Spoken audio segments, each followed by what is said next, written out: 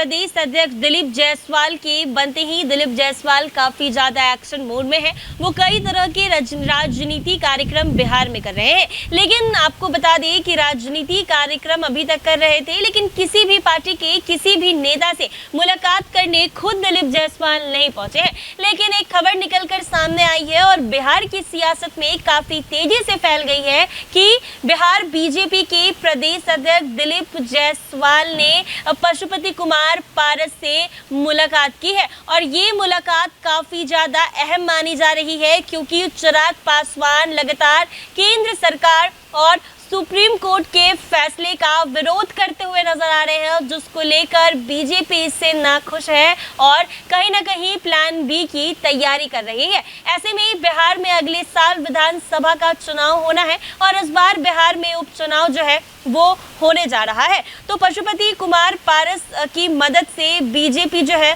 वो plan B तैयार कर रही है और पशुपति कुमार पारस को मनाने में लगी है, क्योंकि आपको बता दें कि फिलहाल करीब 1 महीने हुए हैं जब जायसवाल को बिहार बीजेपी का अध्यक्ष बनाया गया है। और लेकिन 21 अगस्त की रात अचानक वो चिराग पासवान के चाचा पशुपति कुमार पारस से मिलने पहुंचे थे और बिहार में होने वाली 4 सीटों के उपचुनाव से पहले भारतीय जनता पार्टी ने अपने सहयोगी दलों से बातचीत तेज कर दी है। बीजेपी प्रदेश अध्यक्ष दिलीप जायसवाल राष्ट्रीय लोक जनशक्ति पार्टी के राष्ट्रीय अध्यक्ष पशुपति कुमार पारस से मुलाकात भी किए हैं और यह मुलाकात पटना में रालोचपा के प्रदेश कार्यालय में हुई है। हालांकि उस मुलाकात को शिष्टाचार भेंट बताया जा रहा है, लेकिन माना जा रहा है कि यह भविष्य की रणनीति का एक हिस्सा है। 60 मिनट की इस मुलाकात के कई मायने निकाले जा रहे हैं, लेकिन ये भी तय है कि मुलाकात किसी खास मकसद से ही की गई है। चर्चा केंद्र में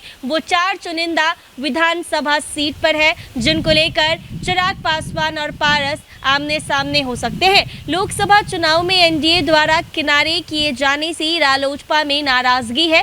पार्टी कार्यकर्ताओं में भी बेचैनी देखने को मिली है। इस नाराजगी के चलते पारस ने हाल ही में एनडीए छोड़ने की चेतावनी तक दे डाली थी। हालांकि बाद में पता नहीं क्या हुआ कि पारस अपने फैसले से पीछे हट गए और पीएम मोदी के समर्थन में आ गए, लेकिन उसके बाद ना तो मंत्रिमंडल और ना ही बिहार में पारस को कोई तरजीह मिली। ऐसे में बीजेपी कोटे के मंत्री दिलीप जायसवाल और पारस की मुलाकात को काफी अहम माना जा रहा है। रालोचपा के राष्ट्रीय प्रवक्ता श्रवण अग्रवाल ने बताया है कि दोनों नेताओं के बीच 1 घंटे से अधिक समय तक चली है बैठक में कई मुद्दों पर चर्चा हुई है। चर्चा के मुख्य बिंदुओं में एनडीए के सभी दलों के बीच समन्वय स्थापित कर विधानसभा चुनाव लड़ना और अन्य राजनीतिक विषय शामिल थे।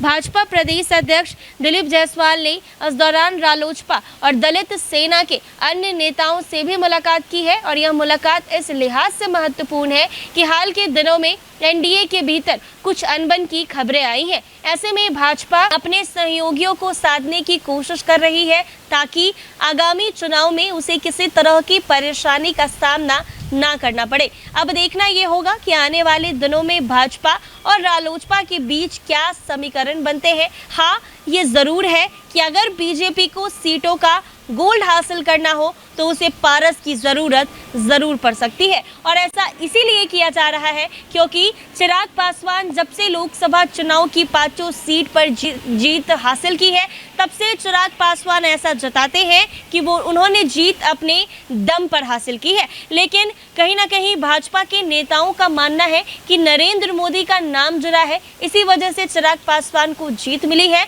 तो ऐसा माना जा रहा है कि एनडीए में सभी लोग चिराग पासवान से नाखुश हैं, क्योंकि जब विवादित मुद्दों पर चिराग पासवान बयानबाजी कर रहे थे तब सभी पार्टी के यानी भाजपा के जितने भी बड़े नेता हैं उन्होंने अपना मुंह बंद करना समझा है। ऐसे में विधानसभा का चुनाव सर पर है। जी हां, अगले साल चुनाव होने हैं और फिलहाल तो इसी साल और अभी कुछ महीने में उपचुनाव भी होने हैं। तो इसमें पशुपति कुमार पारस को लेकर प्लान बी तैयार किया जा रहा है और इसमें चिराग और पशुपति कुमार पारस यानी चाचा भतीजा फिर से आमने सामने हो सकते हैं। ऐसे ही तमाम अपडेट्स के लिए बने रहें NBC 24 पर। अगर आप ये वीडियो फेसबुक पर देख रहे हैं तो पेज को फॉलो कर ले, यूट्यूब पर देख रहे हैं तो चैनल को सब्सक्राइब करना ना भूलें।